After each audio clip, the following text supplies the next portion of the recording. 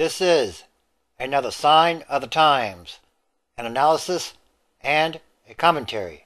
Wall Street ends 2011 back where it started, like a roller coaster returning to the platform. The stock market in the United States ended the last day of trading in 2011, just about where it started the year. But what a wild ride it has been.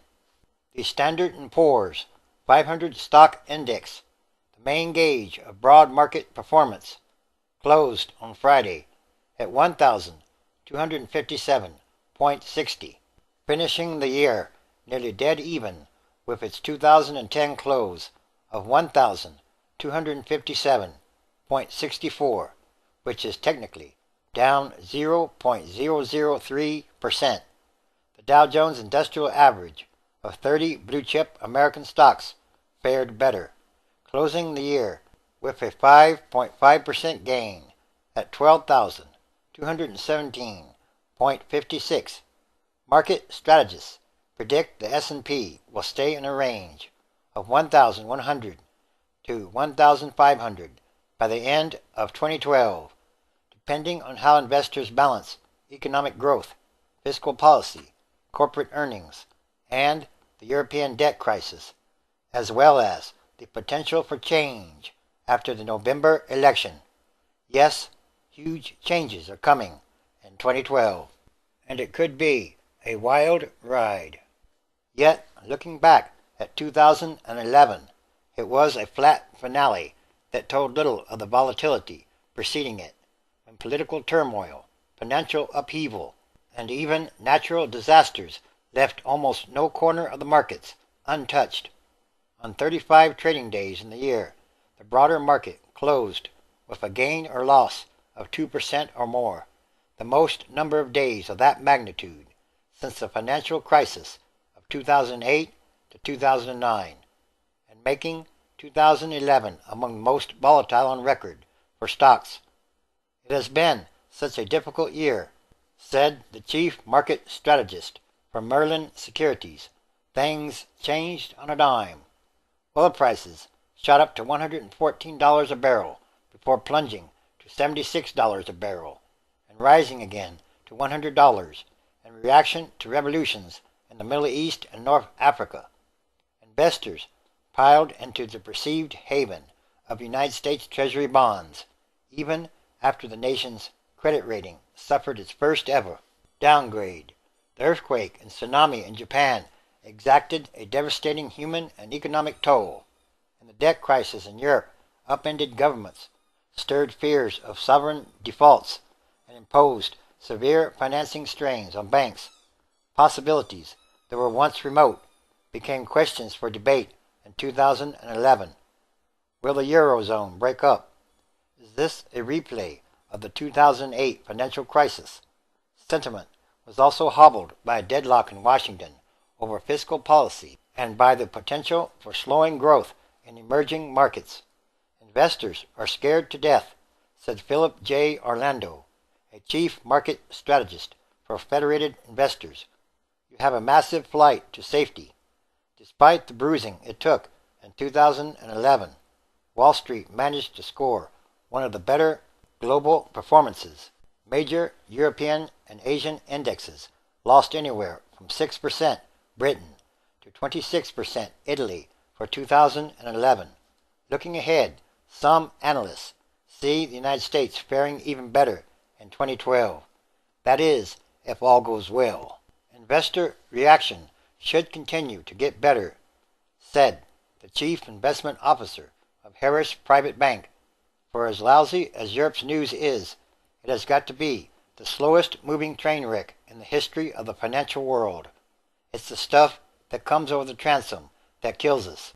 Among the best 2011 performers in the S&P 500 were utilities, up 14.8%, healthcare, up 10.2%, and consumer staples, 10.5%. The financial sector fared the worst, finishing down 18.4%. Macroeconomics ganged up on market sentiment this year to such an extent that investors backed off stocks, even as American companies set records for profits, mostly by cost-cutting. In the third quarter, for example, earnings per share for companies in the S&P 500 were $25.29, their highest ever for a quarter, according to statistics compiled by Standard & Poor's. But in an enormous disconnect, the index was still down 14% in that period. The fundamental underpinnings of investing didn't matter in 2011. All it took was one headline, and just like a tidal wave, it was lapping across the market. In 2011, the S&P's lowest level was 1,099. Its highest was 1,363. But between the first half and the second half of the year, the market's performance diverged significantly. In the first quarter of 2011, for example, the S&P finished about 5% higher, and there was even talk of the Dow breaking the 13,000 mark when it hit a high of 12,810 in April. Then the mood changed. The intensifying crisis in Europe, the debt ceiling stalemate in Washington, and the downgrade of the United States credit rating pummeled markets. In the third quarter, the S&P 500 dropped 14.33%. As a loss of faith in politicians deepened and fears rose about nations defaulting, investors flocked to what they saw as safe havens. Gold broke through $1,890 an ounce, and the price of treasuries soared, with the yields on 10-year notes falling nearly 40% in the third quarter to 1.9% from 3.16%, despite the downgrade in America's debt. The 10-year yield closed at 1.88% after beginning the year at nearly 3.3%. More worries persisted through the fall as borrowing costs shot up for Spain and Italy, where the 10-year note pushed above 7% yield, and the costs of insuring their debt rose. In September, equities even flirted with falling into a bear market, which is considered to be a 20% decline from a recent peak. On October 4th, in a prime example of the year's volatility, the S&P 500 traded in bear territory amid expectations that Greece could soon default on its debt, only to rise by 4% in the last hour of trading. The dollar was also buffeted by the headwinds in Europe.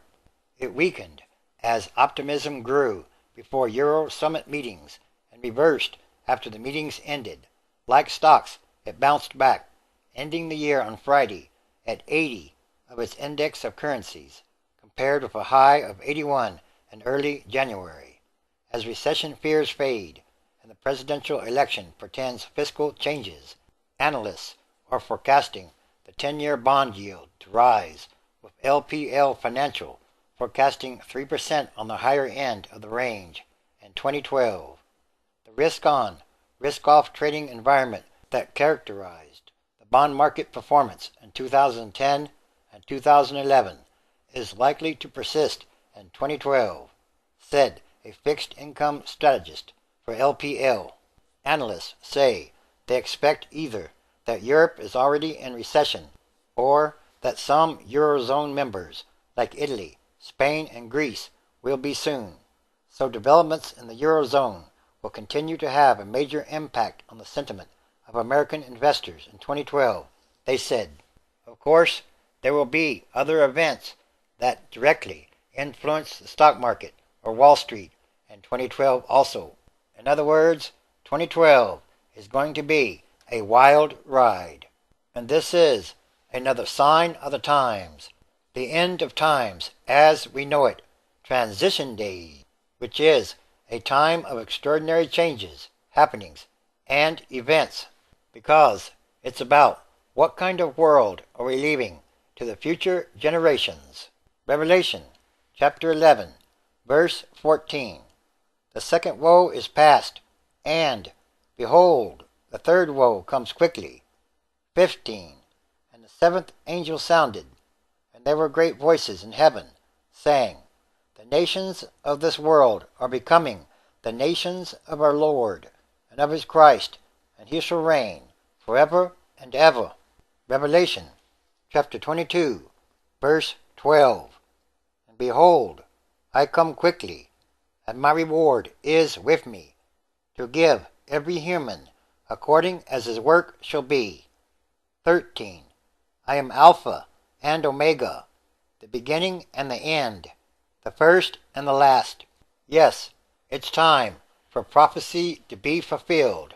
Again, in other words, if it's not right, God will make it right.